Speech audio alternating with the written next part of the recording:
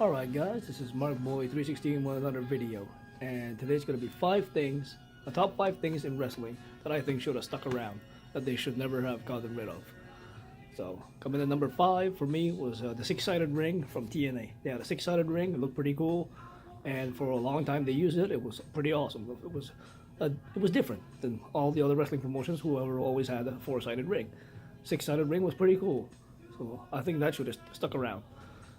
Coming in at number 4, what they should have kept is the championship scramble match. I think that was a great concept, a great match, and they didn't have that many in WWE, and I think they should bring them back every once in a while, have a championship scramble match. I think those were awesome, always enjoyed them, those were great.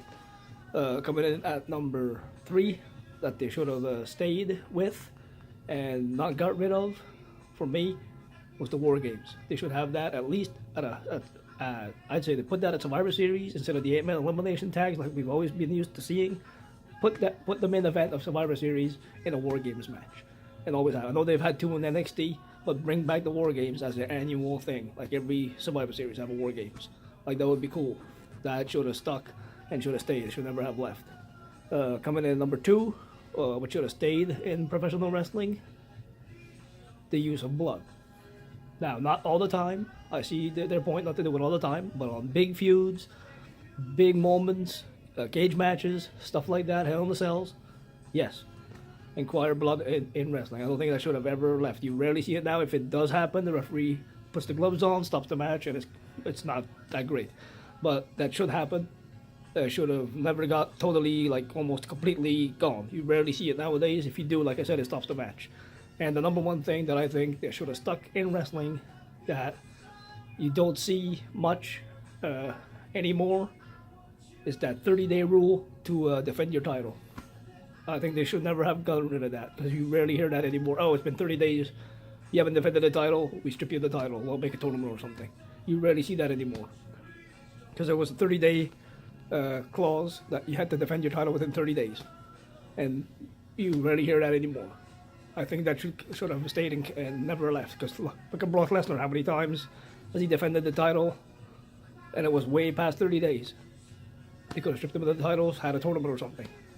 Every champion should have that clause in their contract, no matter what champion you are. And I think that should have stayed. So those are my top 5 things that I think should have stayed in wrestling that they should never have gotten rid of. If I had to put a couple of honorable mentions in there, I'd say we should have more.